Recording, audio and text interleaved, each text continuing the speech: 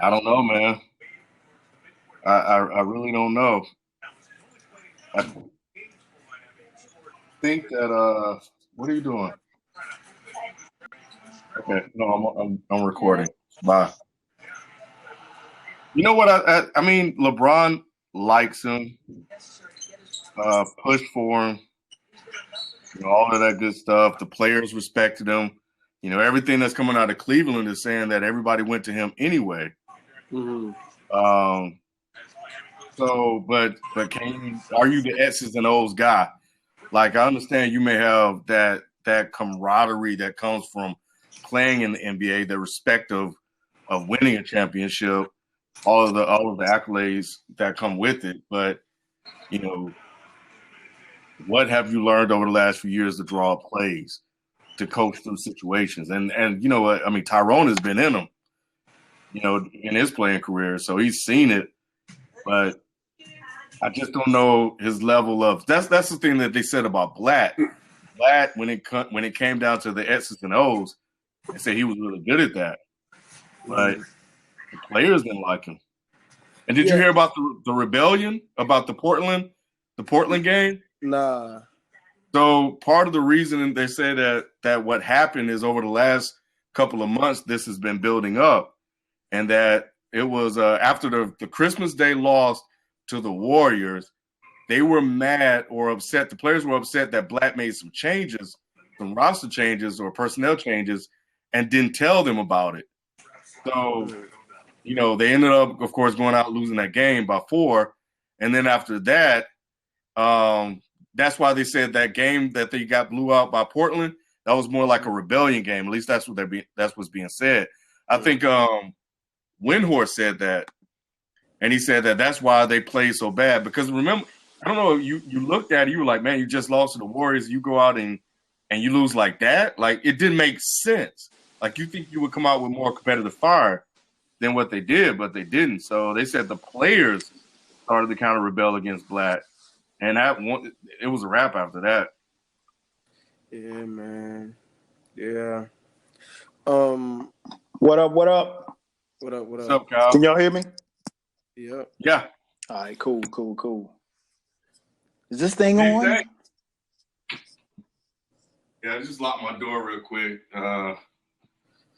Kind of crazy, man, because I just think about Tuesday and after everything that went down Monday and the rant about Black gotta go, right? Right. And here we are Friday and he's out. But I think they made the right call, man. You can't, like I said Tuesday, you can't waste another year of LeBron. Mm-hmm. He has a lot of mileage on him. Mm-hmm. He went to the finals last year. You just got wet. Lost to the Warriors twice. In the second game, you didn't really make any adjustments. And as a matter of fact, you look worse. At that point, it's time for you to go. And let's give LeBron the guy that he and his boy has been lobbying for. And now, for me, I'm looking at this. Now that all the shock and awe and everything has worn off, now it's like, it kind of goes back to the conversation we had, right, Kyle?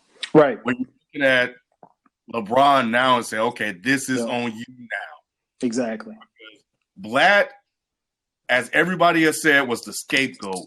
Whatever happened, whatever loss happened, for the most part, depending on what happened during the execution part of the game, the plays drawn up, et cetera, people were going to look at Blatt and say, yo, man, like he ain't got it. That is gone. You wanted Tyron Lue. You wanted Tyron Lue last year. You got him. You still have the same roster. Put up or shut up. I don't know, man. I think the thing that first, it goes back to, like you said, we talked about this on Tuesday's show, and you and I talked about it on Twitter, kind of going back and forth.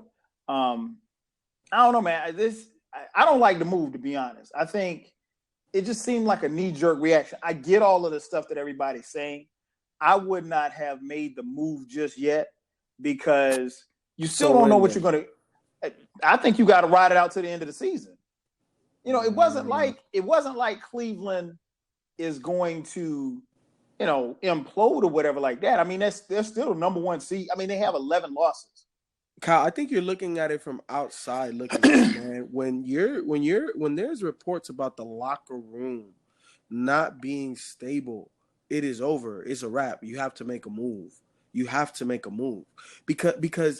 he was never respected by the star player. Well, I mean, Blatt, to keep it real, Blatt was a dead man walking. I mean, he was, and the reason why I say he was a dead man walking because they hired him. I mean, yeah, they hired him, and then LeBron came. So it wasn't like, it wasn't necessarily going to be a match made in heaven. They had to adjust to each other and everything like that. I get what you're saying, but I just don't. Mm-hmm. Go ahead. No, go ahead. No, I think the problem that I have with it is that it's almost seems like a knee-jerk reaction. And of course, now you made a good point. If there's something wrong in the locker room, we'll never know. But I think part of the issue is that, yeah, there's a lack of respect, but I don't necessarily know that Tyron Lue is any better than David Blatt. And this team, I don't know that either. This team is fundamentally flawed. And we were joking on Twitter. I mean, I don't even know if you put outside of maybe Phil Jackson or Popovich, I don't know that any other coach could bring this because ultimately we know pretty much the Cavs are going to get to at least to the finals. Nobody in the Eastern Conference is going to beat them, but they're not even close to these two top Western Conference teams. So firing Blatt doesn't necessarily mean that things are going to change. I don't think. Two things. First off, Blatt. If LeBron would have signed first, would you have still chosen Blatt as the head coach? Probably not, because LeBron gets to pick his coach. Not even that's the case. Not regardless of who picks who or what you're not gonna pick Blatt. That's the thing. Right. Blatt is not an option. He's not even on the list. He's not even a consideration. Right. So he was never the right man for this job. And they tried to make it work. And he's just not the right guy for the job. I always said I thought he could really coach. He's not an NBA championship coach. He has to learn the NBA lifestyle, the NBA culture, the players. This situation was not fair for his development. Right. You know what I'm saying? You make the move now. You gave him more than enough time to know if it will work or not. In the locker room, David Griffith said, Stephen A said, you seen like little clicks on a championship team. That does not happen. Everybody's on the same accord. We all might not hang out like outside, but like when we're doing team activities, everybody's together. Mm-hmm. You know what I'm saying? That's part of championship fabric culture. That's what happened in Miami. I'm pretty sure that's what it is in Golden State, San Antonio, all of these teams. I think that they need to move Love. I think you need to strike while the iron's definitely. hot. I think that if Sacramento is willing to take this trade, you make this move. Now, Cousins, you know what I'm talking about. You talking about Cousins, right? Yes. Yeah, I saw the rumors. I started seeing the rumors after me and Ken had the discussion. When was that? Tuesday on Twitter. I thought it was just a joke, but then I started seeing rumors everywhere about Cousins possibly being moved to Cleveland for Kevin Love. Yeah, man. Yeah, that would be insane, bro. That would be crazy. You're talking about a guy that can score anywhere on the court. He's shooting threes now. It would almost be unfair because you could just it's like he'll have his version of Shaq. Like this generation's the closest thing to Shaq in terms of an unstoppable force. Obviously he's not Shaq. Don't get carried away, people. Right, but right. You guys know what I'm talking but the about. most physically imposing big man in the game. But now we know that that's a rumor. How likely is that, or is it just wishful thinking? No, I don't. No. Look. It's not wishful thinking. It's definitely a move because I think Sacramento has to look at it from this standpoint where you may have to move on from DeMarcus because he has not been successful there. He just has not been, and you can't let somebody like that just walk. You always have to get something in return. And Mm-hmm. Kevin Love is something nice in return, because we know when this guy was the number one option, he put up 30 games. That's still in him. He didn't forget how to ball. It just maybe doesn't work in Cleveland with these two guys. And that's all the way possible. And if he goes to Sacramento, he will be the number one option, undoubtedly. Right. Who else do they have? Nobody. Play through Kevin Love. And then it's going to be a familiar situation. He's going to have a pass first point guard that sees the entire floor, sets everybody up.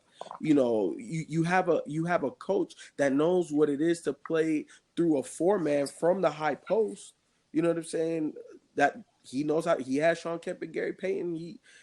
George Karl knows what he's doing. So I think he can have success there, and I think it gives now a chip to Kevin Love, because that trade means that you are trash. Right. You cannot fit. You can't ball with us. So that gives him a chip. And he has Rudy Gay out there. It's not like Sacramento's like down in the dumps. They have some talent. They just got to put it together. And I think that's a nice reset button for both of those guys. And it makes sense for both of those guys.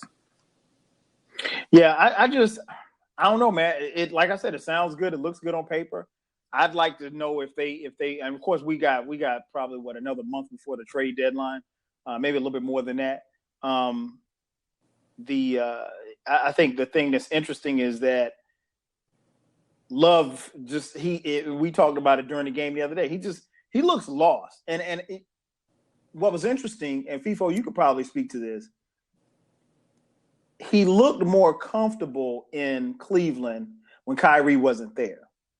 Did you see that too? I think not necessarily. Because you got two guys that dominate the ball, and then he's a guy who's used to get. And we talked about it the other day. Like Love needs to be on the block. I mean, I'm okay with Love shooting threes, but they run very few plays for him. And Doug Collins, I saw him talking about it in the pregame. You know, like that you have to get your three best players involved. They don't necessarily do a really good job of getting him involved, particularly early. And then when he does get involved, it's 3-point shots. You got to put him on the block and run some post-ups for him. Run some post-ups. And LeBron doesn't post up half as much as he probably should. No. But it looked to me like when Kyrie came back, he really just didn't fit. Look, I'm going to tell you like this. David Blatt is not utilizing all of the skill sets LeBron has. And the reason why I say that is this is why I say Spoelstra was a championship coach. You saw that they had a system. Why are you laughing? Rod, man. He said we cursed David Blatt.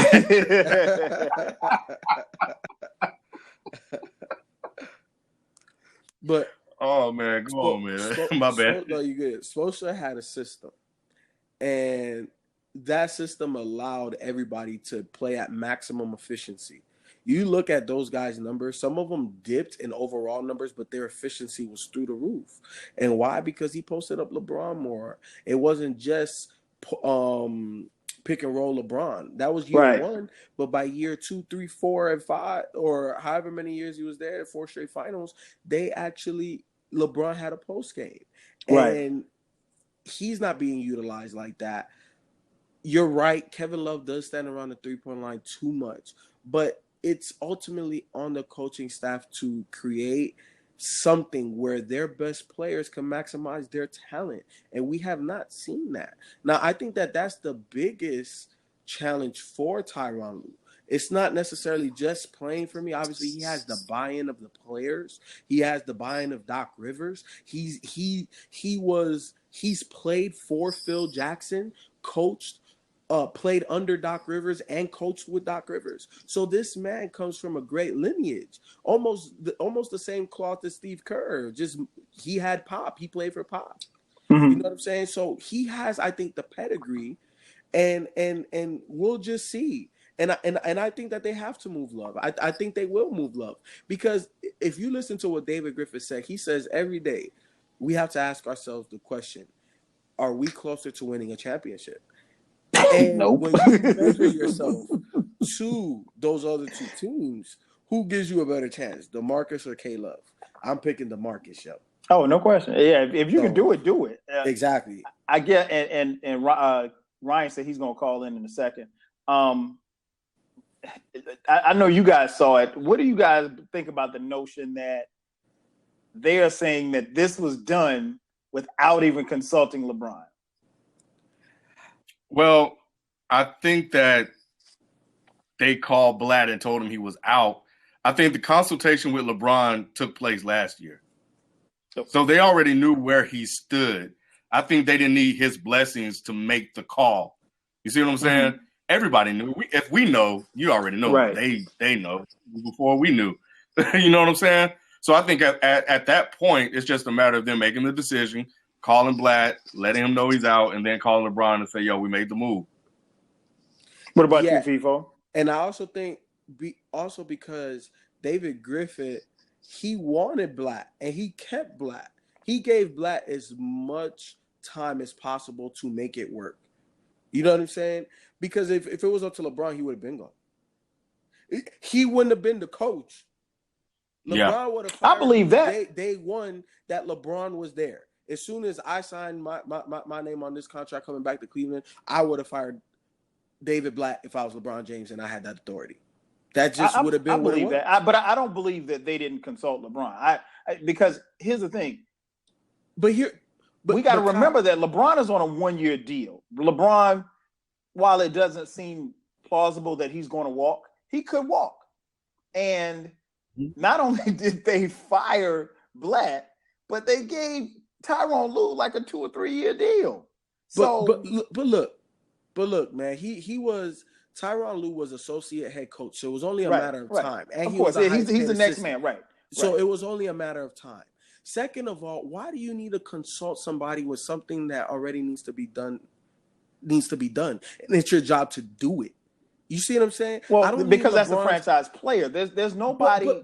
But come on, Kyle, look. Outside looking in, we already know. Didn't I text you guys that interim head coach was going to be Tyron Lue? And I'm not no NBA insider. And he became the head coach. It's only the natural progression. Anybody can see that. And no, I'm not saying that. I'm talking about the fact that LeBron to know it was going to be Tyron Lue. Because here's the thing: if let's use another team. If Billy Donovan, use the team that we're talking about. No. I'm just saying, if Billy Donovan were to get fired tomorrow, there's no way that they don't consult with Kevin Durant. No matter who the next guy is. That's a different situation. That's a completely different situation. I'm talking about stars. LeBron, there's no doubt in my mind that LeBron got that man fired. And whether or not he deserved to be fired, David Blatt got himself fired, Kyle. Well, we can say that too. But what I'm saying is that I don't believe for a second that they woke up today and said, you know, we're gonna fire him. And here's what Jalen said on TV. He said that, you know, Stephen A said that they didn't necessarily have to consult LeBron, like LeBron's attitude, his demeanor. He's kind of giving off the impression like, I ain't really checking for this dude. So LeBron didn't have to come out and say, or at least this is the way Stephen A spun it. And I think it's a bunch of lies, but that's just my opinion. I think they're spinning it like LeBron didn't have to come out and say, fire the guy. He's just like, look, man, if that's y'all man, that's y'all man. That's your man right there. But didn't we see that last That's your year? Man right there. This is nothing new, though. Oh, it's nothing new. We questioned last year. When you already know how I feel. We questioned last year whether or not I'm waving off substitutions. When you are a player, do you understand that's the most disrespectful thing that you could do to a coach? Wave off statistics. That's supposed to be my job. I'm supposed to say one is the best time for who to come in and one not to. And I have this. That's what they pay me millions of dollars to do. And I wave off a substitution. The writing's been on the wall. Every time there's a problem, LeBron goes and consults with Tyron Lue. Don't you think that Michael talked to Phil? Of course Michael did. No, I'm not saying that. What I'm saying is that, yes, that happens. I'm not saying that at all. I'm saying that there's no doubt in my mind that they did not say, hey, man, Bron, we're going to have to let Dave go. And I'm not saying that they necessarily look for the thumbs up or thumbs down. But if that was LeBron's guy, there's no way that he gets fired without LeBron knowing. I don't believe that. But it was never LeBron's guy. He didn't. And that's my point. The fact that he's not LeBron's guy makes it even worse because now you know that LeBron don't like him. So they didn't. No, what I'm saying is that I'm not. What you're missing is that I'm not saying that they called LeBron and said, "Hey man, hey, we think we might fire Dave today. What you think?" I'm not saying that they said that. What I'm saying is it is not plausible to me that the franchise player, that an executive decision was made about a coach, regardless of whether or not the player liked him or not, and he was absolved from that. I refuse to believe that. That happens nowhere in the NBA. Well, I think that for me, right, is that I don't think, of course, they probably didn't call him today, but the fact is I think we all knew. Right. They already knew where LeBron stood. So whether he went to their office or whether they called him or this, that, and the other, LeBron and his boy Rich Paul has made it known that they didn't want him. So I think the consultation part that you're talking about already took place. Right. Yeah, I agree with that. Last season. Yeah, with them just I don't think they had interview. Yeah, they probably did. Could have been there. It could have been there. It could have been, just them leaking information. So I think the consultation, like if you hearing this stuff, maybe you pull LeBron to the side and be like, yo, man, like they didn't need to. Is what we're hearing is true. Right. And then at that point, you're like, okay, like FIFO said, David Griffin wanted to keep the guy and he kept the guy and tried to see if they can make it work. But when you lose to the Spurs after you were leading by 12 or 15, I can't remember, and you lose that game late and you lose another game on Christmas Day when you were in that game, I think at that point it kind of comes, and we're not going to talk about Monday. Hey, Ken, let me pause you. It comes down to the coach. Let me pause you real quick ahead. Because the games after that, after the blowout here, right, in Cleveland, they went to Portland, and you were talking about the that game and how they went against the coach, they revolted against the coach, and then they played against Phoenix, and they needed a game-winning shot by Kyrie. That's not how you bounce back. That's not how championship teams bounce back from tough losses or blowout losses. It happens. It happens. But it's not just that game. It's the games after that as well. It's how the team responds. The team is not responding, and it doesn't take an insider to see that and to know that and to feel that, which is the reason why we had the conversations we were having before it even happened. Yeah, and to be, I think the record itself, the 30-11, I know a lot of people would look at that, but I think the Cavs can win games by accident. Right. You know what I'm saying? They got enough talent to do it, Yeah, they don't have to play, hard to win a game in the league because they got LeBron, and whatever, regardless of what people say, they got Kevin Love, and Kyrie's bad. They can just win games by stepping on the court. But when it comes to competition like the Warriors, competition like the Spurs, that's when you need, buy-in. Coaching. That's when you need the coach to step in, because they're not going to be games like that. And we saw last year, where Blatt got our coach, where, Kerr went to small ball. He never made his adjustments. Never. And instead of Blatt staying big, which worked for him and got him 2 games, he tried to match him and ended up getting blown out of the gym. So you have an advantage, use your advantage. Kerr made the adjustment. Keep pounding the rock and see if it'll work. But he never did. So he kind of got out coached. And the ISO ball that they were running, there were a lot of things that they were doing that you look at that, you be like, what? Go ahead. This doesn't make sense. So now the question is I'm looking at Tyron Lue. And I'm definitely looking at LeBron because, like I started the show off with, you got your guy. You and Rich Paul got your guy. You got your guy and you got your team. No more excuses, bro. None. And now let's see if Tyron Lue can do what you think he can do for you. What you got on it, Ryan? Well, first things first, where did you guys hear about DeMarcus Cousins? Where did you see that rumor? That rumor's been circulating probably for the last 4 or 5 days. I've seen it on Bleacher Report, SB Nation, reputable websites. Okay, well, again, did it come from like a Steve Kyler, like an insider or anything like that, or was it just like a rumor might have heard through like the grapevine or something like that, or like speculating? The one that I saw on SB Nation was from an insider. I can't remember. I think, Okay. and I'm not. If I have to go back and check GS timeline, I think I tweeted it out. Okay. All right. I'll check it out later. But I'm highly doubtful. The Kings are in 8th place. They have a new arena coming. They need their franchise guy. They've said DeMarcus is off the table from get-go. Vlade is not returning calls. They're calling him up, and he's not even picking up the phone to call back. They're not trading him, and not at this point. Not after they finally got the 8th seed. They have the hope, and they're clinging on to it. They're not. I don't see him being traded this year. Well, the question is if we get Cleveland calling, do you answer? He hasn't. I mean, because Kyle, he's not taking calls. He's not returning calls to anybody that say DeMarcus. Well, here's the thing, but that's the question though. If somebody, let's say, I don't know, Boston is calling or Washington is calling, you're not probably looking to trade Cousins for anybody on those teams. But if someone if Cleveland comes calling with a Kevin Love, and maybe they throw in, I don't know, throw in somebody else, you never know. No, they've been calling for all. I read the report. If I can find it, I'll tweet it to you. It's all. It's been a lot of trades. The only trade that has been come out for sure that they've done out was trying to get Ryan Anderson for Rudy Gay. That's the only thing that's come out that he actually actively called on. Otherwise, there's execs saying he's not returning my calls. He's not returning my calls. Well, you know how it goes at this time of the year. Where there's smoke, there's fire. I mean, and we don't know anything. Like I said, we got at least a month and a half before the trade deadline. But it's February 18th. It's less than that. Okay, so less than a month. So it's whatever this is. This got running legs.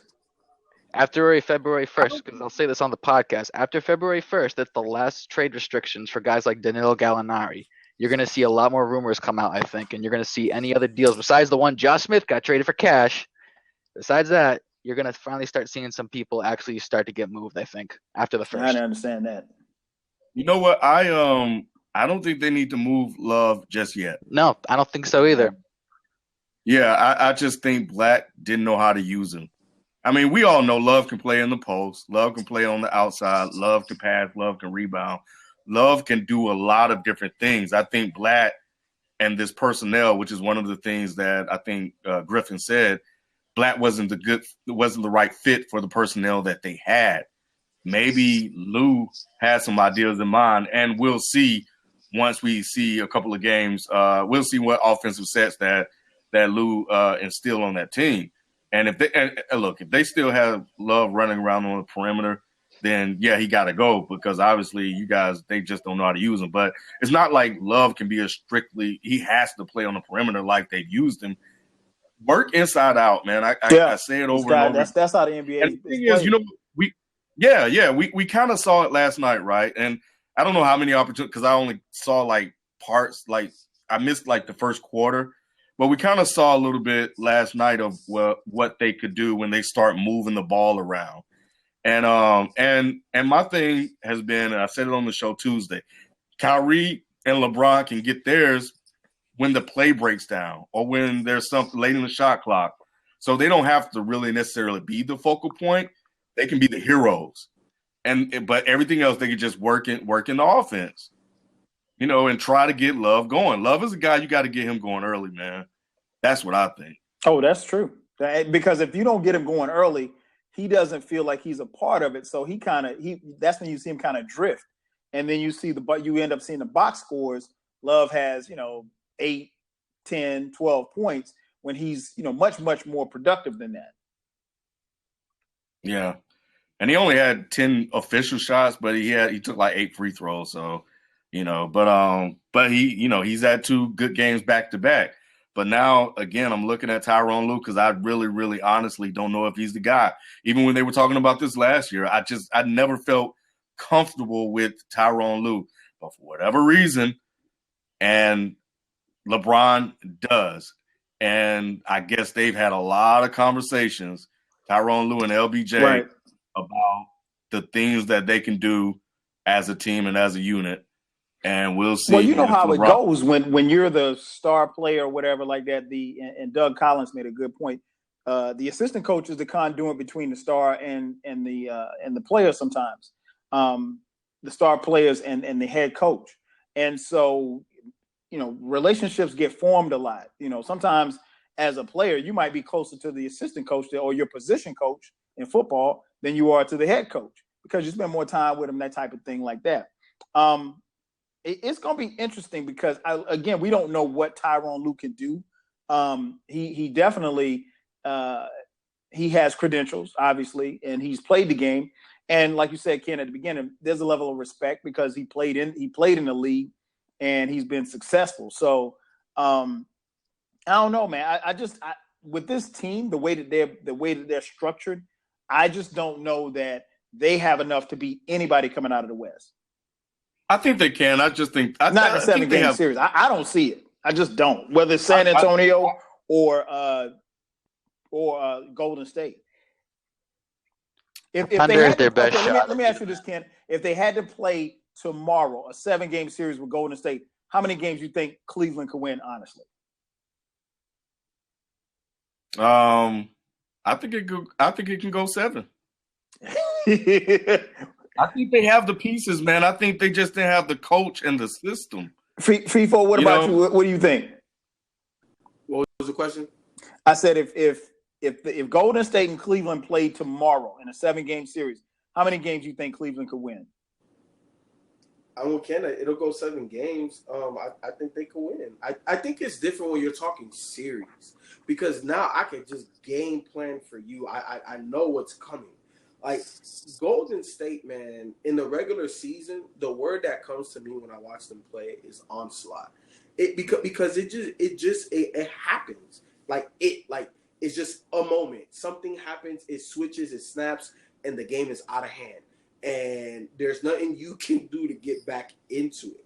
They just put you away, and it happens fast. So I think when you're able to game plan for those type of guys, for teams like that, you can control it a little bit more.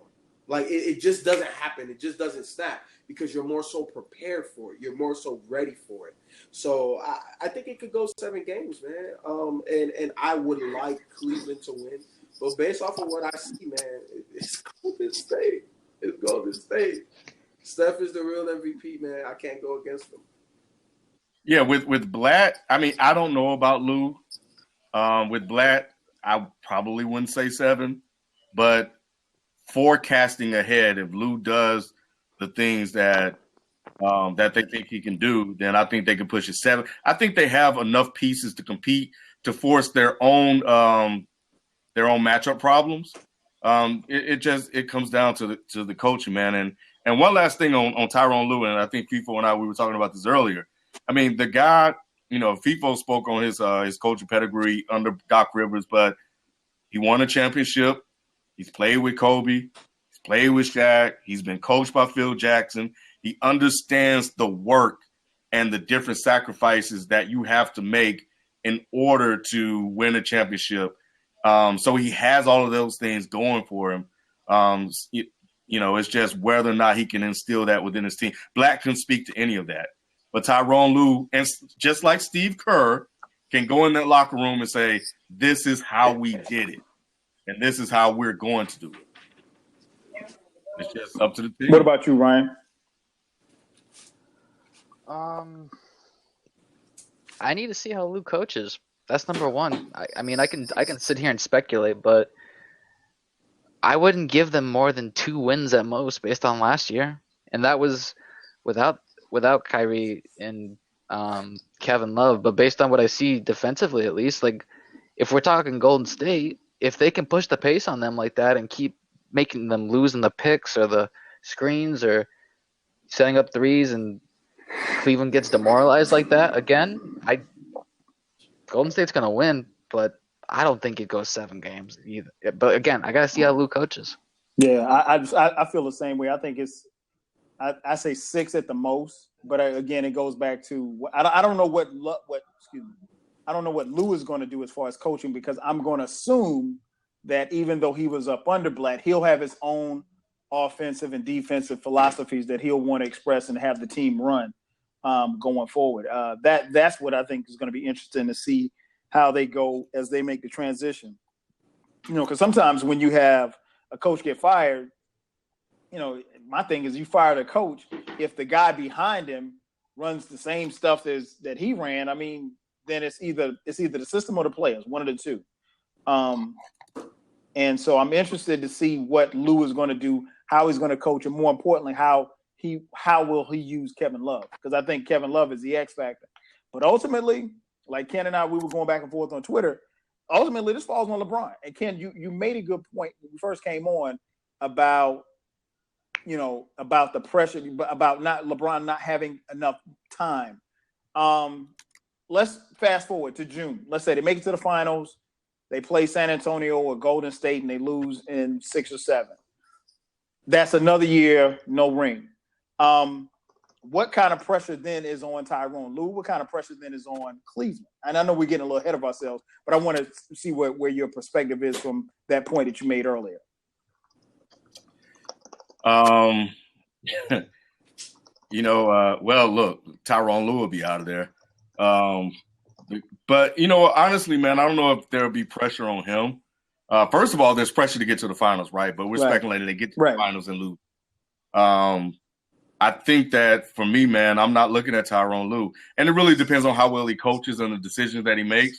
But I'm not looking at Tyron Lue. I'm looking at LeBron, because this is the guy you lobbied for a year and a half. You got him, and it didn't make a difference. So will there be pressure on Lue? Of course, because he may have learned, right? So you give him half a season, the playoffs, to kind of learn the nuances of coaching. But if you don't come out on fire, the next season, you're going to be out of there, and they're going to probably try to get in somebody even more experienced than Tyron. Right. A lot of people have been floating out the name Mark Jackson. Do you think that's a possibility? And I know we're ahead of ourselves because they gave Tyron Lue, I think, a 2 or 3 year deal. So 3-year deal. Okay, so he's got a 3-year deal. So checks coming in. So it's barring a catastrophe in the finals, safe to assume that he would be back next year unless he clashed with LeBron or whatever like that. How likely do you think it would be to try to go get somebody outside of the organization if they found out that Tyron Lue did not work? Go ahead, FIFO. I don't know. I think this is way too early to speculate on that. We're getting ahead of ourselves. We're thinking more hypothetically because we need to give him a fair opportunity. We need to see what his thoughts and ideas are on how to utilize Kevin Love. Because let's be honest, that's 90%, or I'll say about 65% of the reason why they let David Blatt go. You know what I'm saying? The other percentage I think is respect and just NBA basketball acumen. Let's not question the man's basketball acumen in the totality of things, but as in the NBA, as it pertains to the NBA, he's just not ready. At least not for this, not for this type of challenge. He's just not ready for that. So, like Ken said, Tyron's been through it. He's played through it. He's played with great players. He understands.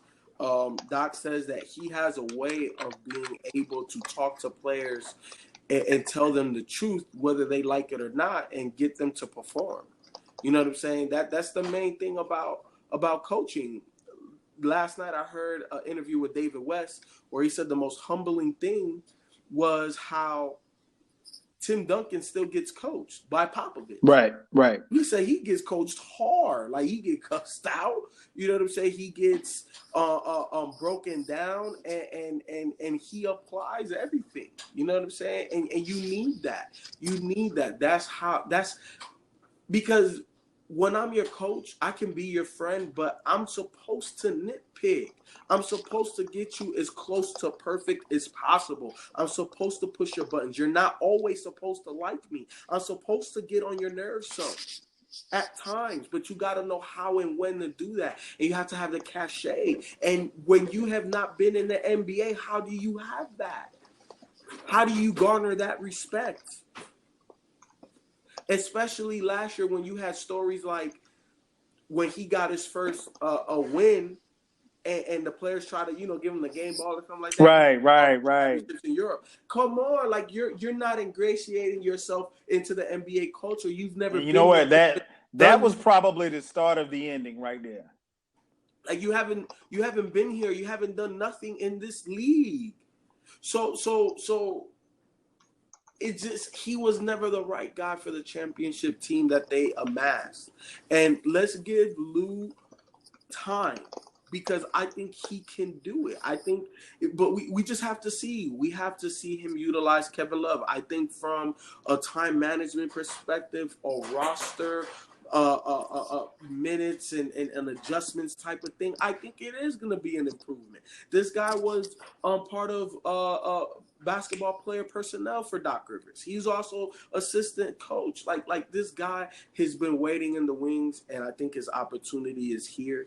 I think he takes principles from the triangle. He knows how to push buttons, man. You learn from the Zen master, and you learn from Doc, which is another player's coach. We just have to see. I think he will be successful. Okay. What about you, Cam? I think the biggest thing for me, man, and I've said it since last year, how are you going to use Kevin Love? And up until now, they haven't figured out a way to use him effectively and take advantage of the things that he can do. And that's the first thing I'm going to look at. The second, of course, defense. And the third for me is going to be, the rotations, because I think that even though the bench is playing poorly, I think they have enough on the bench to be able to contribute. Will Mo Williams get back in the rotation and less Delly and bring Delly in? That's your boy, Delly. Look, yeah, I know, man. FIFO know how I felt about Delly at the beginning of last year. No. At the beginning of last year, I hated Delly. But FIFO kind of broke down Delly to me, and I was like, okay, I kind of understand his purpose. But, for the most part, I had a lot of fun with Delly. What's up, FIFO? I've been on Delly for 3 years. Ben put Ken on Delly. Ben. Yeah. Yeah, I haven't found Delly yet. But yeah, can you reduce LeBron's minutes like he wants them reduced? Which too. I think with Love you can do that. Kyrie, can you get more from Shump, the rest of the guys on the bench? So rotations. How you going to use the roster is the third thing, and then after that, man, how you coaching late game situations. So I think he'll be all right, but we got to see. Again, they can win games just by stepping on the court. That's true. What about you, Ryan? Sorry, I got distracted because the person in the comments. What was the question again? You got a spirited conversation in the chat room there. What are y'all talking about? I see the conversation. Okay, y'all talking about the guy JPL NBA for life thinks the regular season doesn't count for anything, and that's an overreaction about that. Let me look at the chat here. Look up the thing here.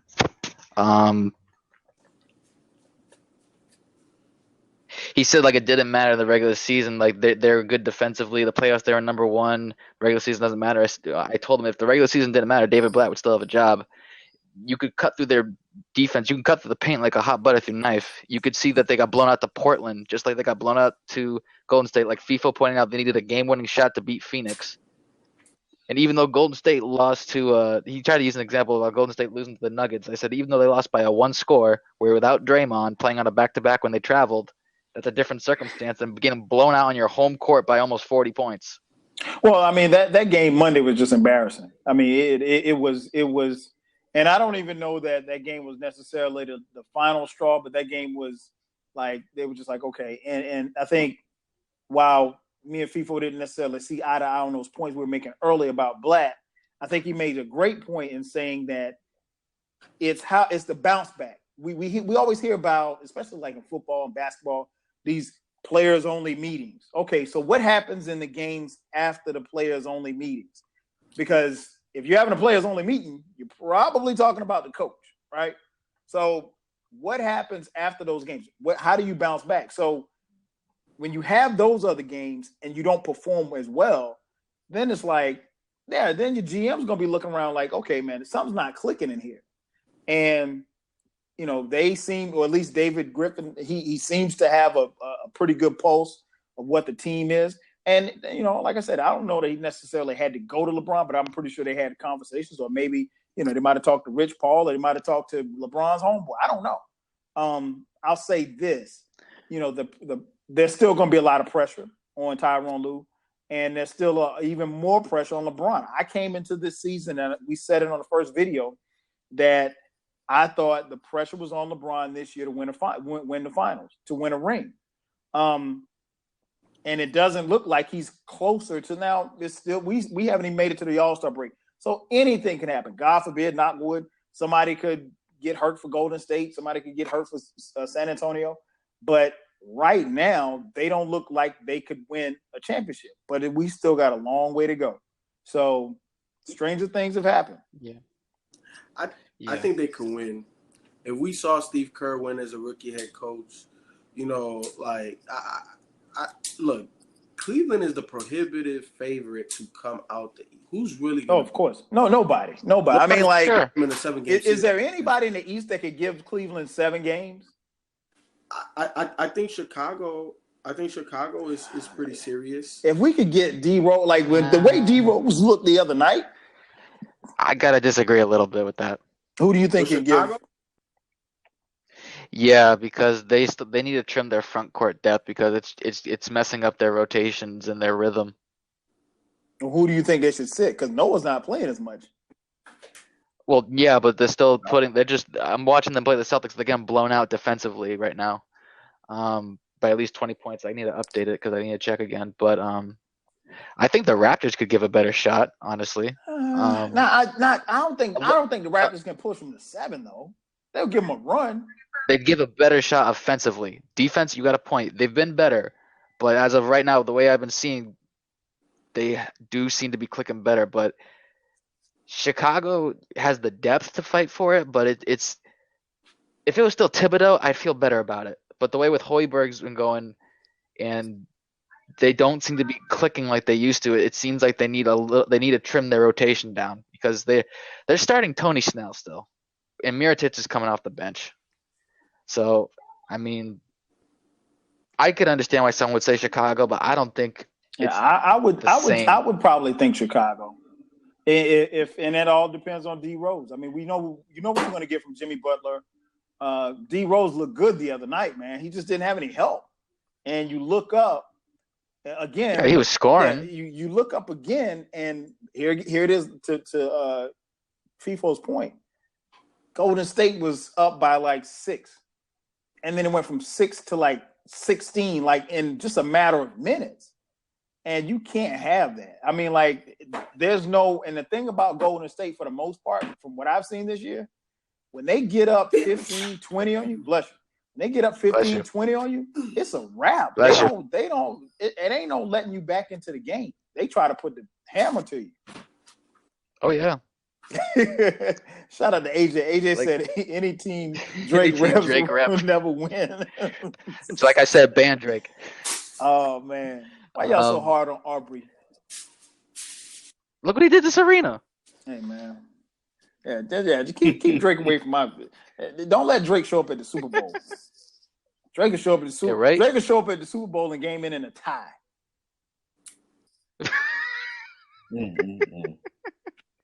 No, but all right, man.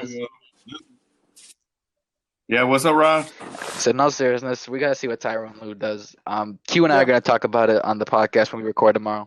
All right, youtube.com/deadendsports, 9 p.m. Hit us up on Twitter @deadendsports. Peace.